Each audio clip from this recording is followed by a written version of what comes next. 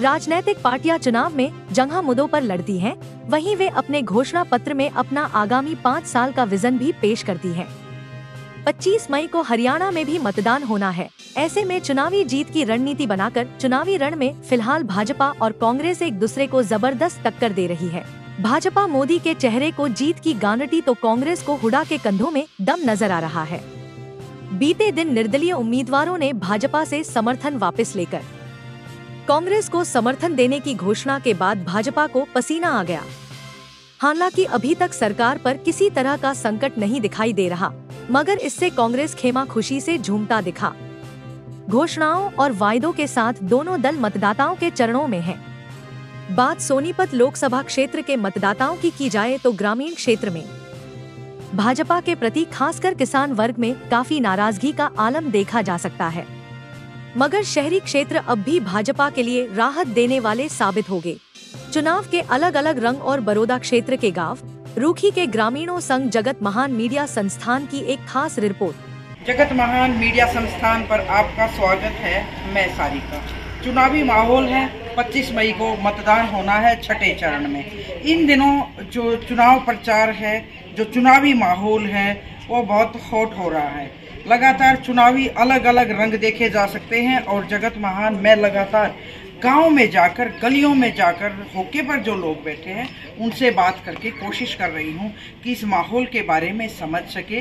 दो पार्टियों की हरियाणा में अगर मैं बात करूं तो भारतीय जनता पार्टी और कांग्रेस की सीधी भिड़ंत है। हालांकि तीसरे दो दल और हैं, जजपा और निर्दलीय भी मैदान में हैं, लेकिन अभी उनके बारे में इतना ही कहा जा सकता। काफ़ी लोगों से मैंने बात की कि ये तो बीच में वोट काटू है, उनका अपना तर्क है, लेकिन राजनीतिक दल हैं, अपनी लड़ाई लड़ते हैं, वो उनका अपना हक भी होता है। डेमोक्रेसी में सबसे खूबसूरत यही बात है कि चाहे कितनी छोटी राजनीतिक दल हो, उसको चुनाव लड़ने का पूरा हक है। वोट देना ना देना लोगों का काम है। कि मैं पिछले कल भी जैसे घरोंडा साइड थी, तो मैं ये समझने की कोशिश कर रही हूँ कि जिस तरह से देश में माहौल है, प्रदेश में माहौल है, 10 साल से भारतीय जनता पार्टी की सरकार ने किस तरह से लोगों के काम किए, क्या लोग उनसे खुश हैं और लोगों के असल में मुद्दे क्या हैं, क्या उन मुद्दों पर वो वोट देना पसंद करेंगे या चेहरों पर या राजनीतिक दलों पर।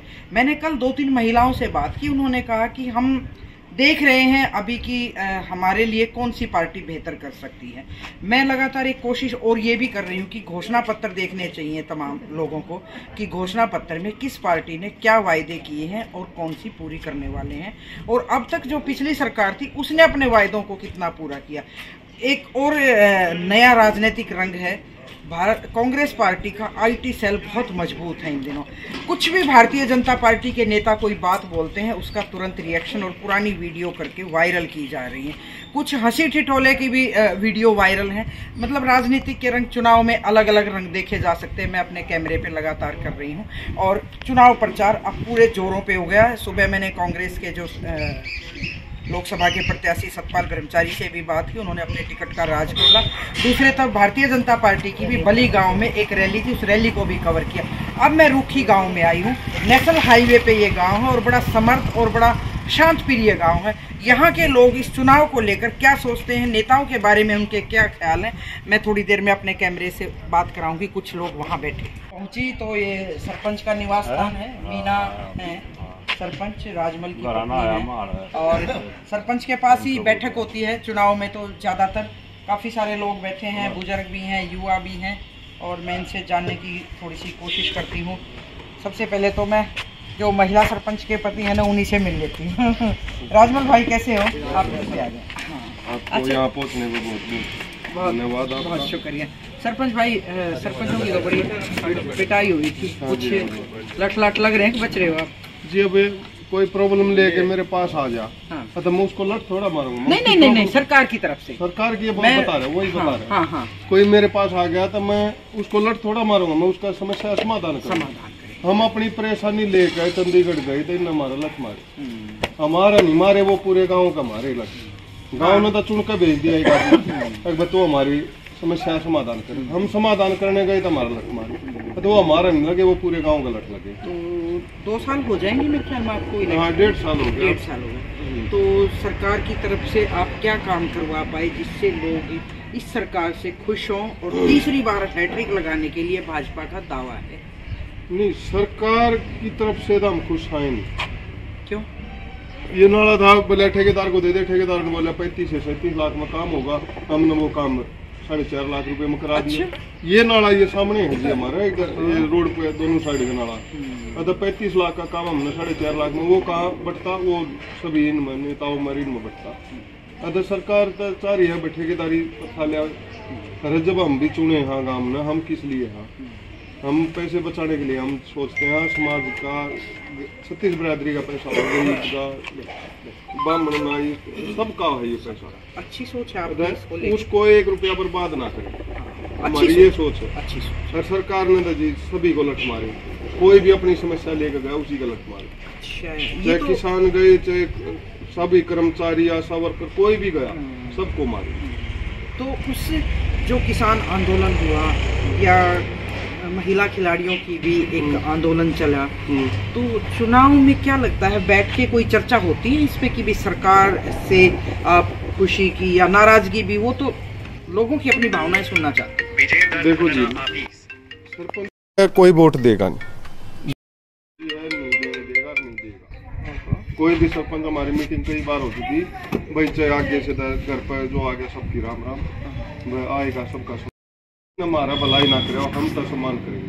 अच्छा, ये नीति है सबकी, अच्छी सोच है, सब करेंगे। ये जी आएगा घर पर आएगा, सबका सम्मान करना भी चाहिए, लेकिन उन्होंने नहीं करा, वो उनकी गलती है, हमारी थोड़ा गलती। हम तो सबका सम्मान करेंगे लेकिन वोट नहीं जाने देंगे। अपनी सारी जितनी भी मनरेगा है, उगा ठोड़ा है, पन्ना है, जितने उसकी मानते हैं सरपंच की, वो वोट नहीं जाने। मैं तो किसान यूनियन का भी नेता हूँ, सोनीपत का। लेकिन आपके किसान यूनियन के जो नेता हैं गुरनाम चडूनी ने, आपको पता है उन्होंने इन लोगों को समर्थन किया?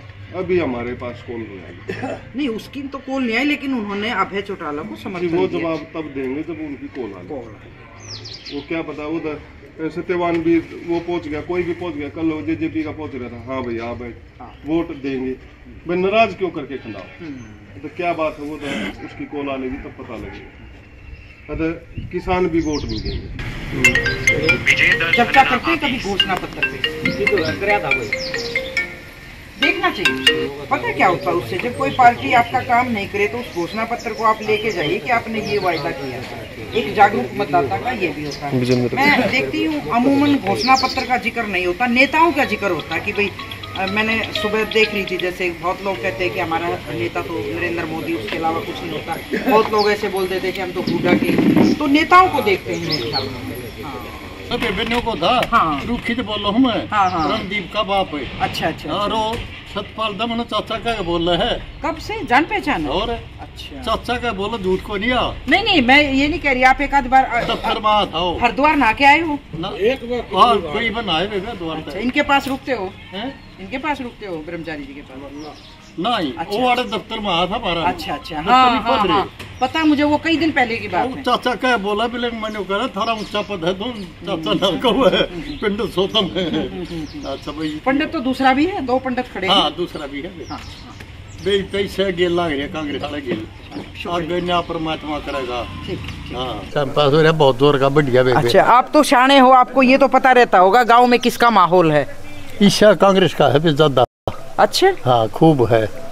ये बात गो परमात्मा बेरा, फिर क्या करना है। वोट तो डालने जाते हो? हाँ, ना तो करा, वोट तो डालने पड़ेंगे, जावांगे। हाँ। अच्छा, क्या चला रहे हो इन दिनों? अच्छा, ये तो कमाल की बात, अपनी मर्जी से देनी चाहिए वोट आप? नहीं, हमने सरपंच बनाया क्या, हमारा मुखिया है। हाँ, हमारा मुखिया है। आज का दिन यू है हमारी के लिए। अच्छा, हम इसकी के लिए हैं, ये भी हमने यू बना दिया, तो चल रहा है उसकी के लिए हम चलेंगे। गजब की बात है कि सरपंच मुखिया है, जहाँ सरपंच जाएगा वहाँ जाएंगे। बड़ा सोच समझ के सरपंच को चुना था। हाँ, सोच समझ के चुने तभी तो, ना तो और किसी नहीं बना दिया, तो सोच समझ के चुने आज पता अपने से देख भाई ठीक करेगा तो यू दिया सरपंच के लिए। सरपंच की तो बात सुन ली, तो कह रहे हैं कि मेरे तो लट लग रहे हैं, मेरे को तो याद लट लग रहे हैं, तो हमारा पूरा अच्छा, अर्ध कांग्रेस जीत के लेकर 2 दाद रहे हैं सोनीपत में। दोनों दादों के बीच में दोनों पंडित जी महाराज। हाँ, तो क्या माहौल बना रहे हैं पंडित जी? बड़ौली जी महाराज दोनों महाराज हैं। क्या सोच के पार्टियों ने यहाँ से सोनीपत से दोनों पंडितों को टिकट? गुटबाजी बना रहे हैं, ब्राह्मण हो जाएंगे, हो जाएगा, ऐसा कुछ नहीं है। इतनी जनता पागल रह नहीं रही, बहुत समझदार बिल्कुल पब्लिक हो रही है। हाँ जी। अच्छा ये बताओ, देश के प्रधानमंत्री बहुत जोर शोर से आजकल चुनाव लड़ रहे हैं, उनके मुकाबले में खड़ा है राहुल गांधी। तो अपनी अपनी बात है, वो कह रहे हैं कि भाई अगर कांग्रेस बन गई, आपने सुने होंगे भाषण, मंगलसूत्र छीन लेंगे, और बात भैंस तक आ गई है कि भैंस भी खोल के ले जाएगी कांग्रेस की। अजी जिसकी लाठी उसकी भैंस, उनका जोर है। आज के दिन जो बोलता है उसी को उठाकर जेल में डाल देते हैं, किसी की हिम्मत नहीं बोलने की। अच्छा ये बताओ, इस बात को मुझे थोड़ा समझाओ।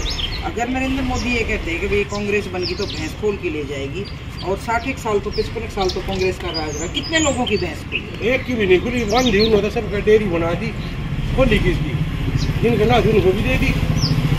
कांग्रेस के राज में तो राम राज था।